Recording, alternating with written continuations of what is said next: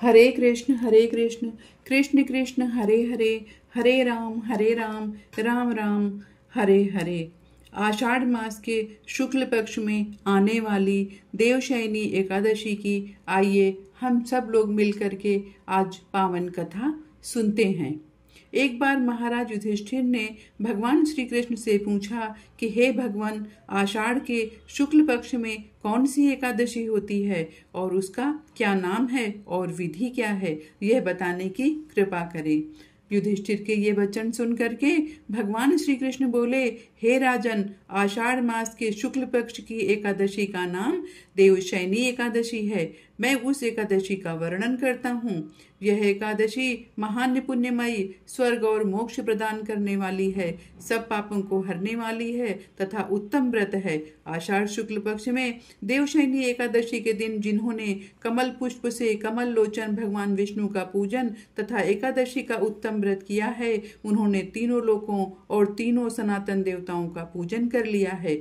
देवशयनी एकादशी के दिन मेरा एक स्वरूप राजा बलि के यहाँ रहता है और दूसरा क्षीर सागर में शेषनाग की सैया पर तब तक शयन करता है जब तक आगामी कार्तिक मास की एकादशी नहीं आ जाती है। अतः आषाढ़ शुक्ल पक्ष की एकादशी से लेकर कार्तिक शुक्ल पक्ष की एकादशी तक मनुष्य को भली भांति धर्म का आचरण करना चाहिए। जो मनुष्य इस व्रत का अनुष्ठान करता है वह परम गति को प्राप्त होता है।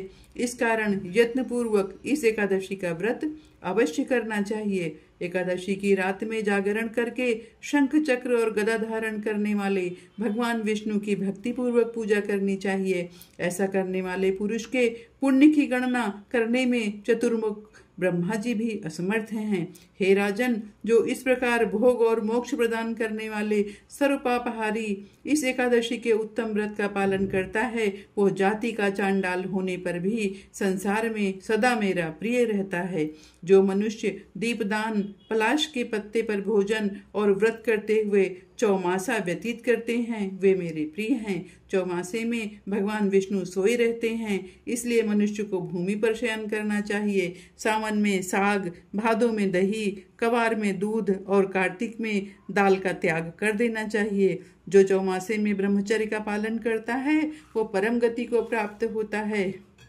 हे राजन, इस एकादशी के व्रत से ही मनुष्य सब पापों से मुक्त हो जाता है, अतः सदा इसका व्रत करना चाहिए, कभी भूलना नहीं चाहिए। देवशयनी और देव उठनी एकादशी के बीच में जो कृष्ण पक्ष की एकादशियां होती हैं, गृहस्थ के लिए वे ही व्रत रखने योग्य हैं। अन्य मासों की कृष्ण पक्ष की एकादशी गृहस्थ के रखने योग्य नहीं होती है। शुक्ल पक्ष की सभी एकादशी करनी चाहिए। इस तरह से इस एकादशी के व्रत का महात्म और कथा जो मनुष्य प्रेम पूर्वक सुनते हैं, उनके सभी पापों का क्षय हो जाता है। हरे कृष्ण कृष्ण कृष्ण हरे हरे, हरे राम राम राम हरे हरे। इस प्रकार देवशयनी एकादशी के व्रत की कथा का समापन हुआ। धन्यवाद।